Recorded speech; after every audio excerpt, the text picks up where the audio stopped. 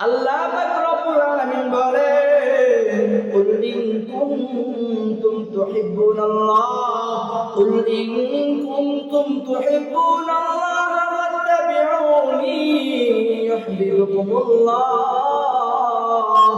ও নবী আপনি জানায়া দেন যদি আমি আল্লাহরে ভালোবাসতে চাই, যদি কোনো বান্দা আমি আল্লাহরে ভালোবাসতে চাই, আমি আল্লাহর জান্নাতে যেতে চাই, আমি আল্লাহর ভালোবাসা অর্জন করতে চাই, ফাত্তাবিউনি তারা যেন আপনি পয়গম্বরকে ভালোবাসে, তারা যেন আপনি পয়গম্বরের অনুসরণ করে, তাহলে কি হবে? ইউহিব্বুকুমুল্লাহ,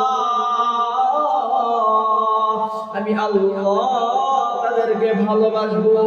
ওয়াগফির লাকুম যুনুবাকুম, এবং তাদের গুনাহগুলোকে আমি আল্লাহ মাফ করে দিব।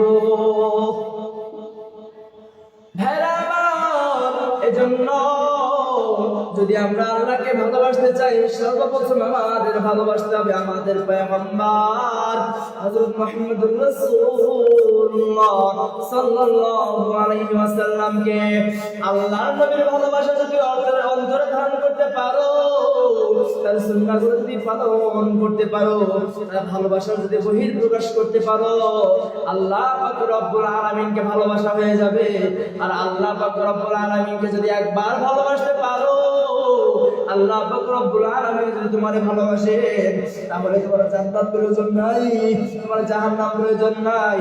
জান্নাত জাহান্নামের মালিক যদি তোমারে ভালোবাসে, তাহলে তোমার কোনো চিন্তা নাই। এজন্য মুমিন ওই যুবক ভাই, আমাদের ভালোবাসার উদ্দেশ্য হবে আল্লাহকে। আমাদের টার্গেট হবে আমরা আল্লাহর ভালোবাসা অর্জন করব, আল্লাহর প্রিয় পাত্র হব। যদি আল্লাহরে ভালোবাসতে চাই, পয়গম্বরের ভালোবাসতে হবে, পয়গম্বরের ভালোবাসা আমাদের অর্জন করতে হবে, পয়গম্বরের ভালোবাসা আমাদের মধ্যে লালন করতে হবে, পয়গম্বরের ভালোবাসা বহির্প্রকাশ করতে হবে।